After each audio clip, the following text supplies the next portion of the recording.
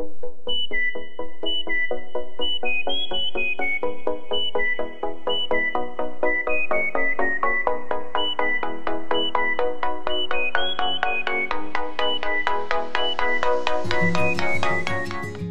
మనం sweet corn తోటి మసాలా వడ ఎలా తయారు చేయాలో చూద్దాము.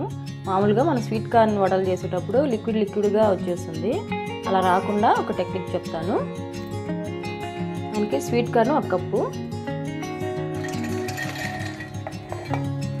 నానబెట్టిన శనగపప్పు వేస్తే ఏంటంటే లిక్విడ్ రాకుండా కొంచెం గట్టిగా వస్తుంది. వడలు అనేది విడిపోకుండా ఉంటాయి.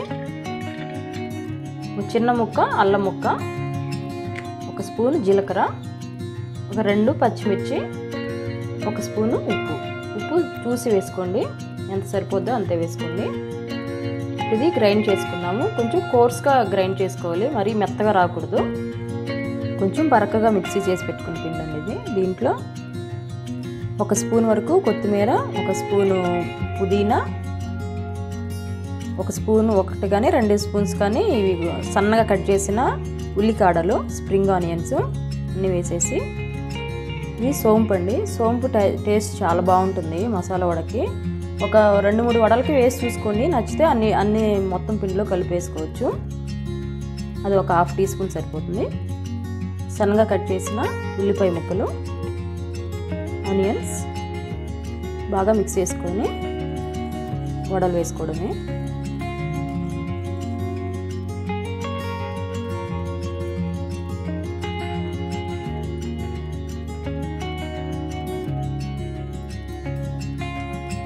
ఇలా కొంచెం ఆయిల్ కానీ వాటర్ కానీ రాసుకొని వడల్లాగా చిన్న వడల్లాగా ఒత్తుకొని ఆయిల్లో డీప్ ఫ్రై చేసుకోవడమే.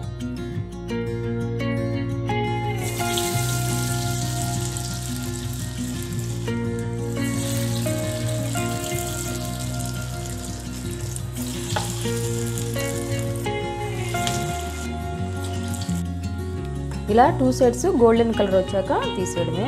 ఇది కొంచెం టైం పడుతుందండి. మీడియం ఫ్లేమ్లో పెట్టుకొని ఫ్రై చేసుకోవాలి, లేకపోతే లోపల ఉడకకుండా పచ్చిగా ఉంటుంది పిండి. ఇలా గోల్డెన్ కలర్ రావాలన్నమాట, వస్తేనే బాగా కరెక్ట్గా ఫ్రై అయిపోయినట్టు. అన్నీ ఫ్రై అయిపోయినాయండి, చూసారు కదా, ఈజీగా అయిపోయింది మనకి. ఇలా అన్ని ప్లేట్స్తో తీసేసుకొని సర్వ్ చేసుకోవడమే.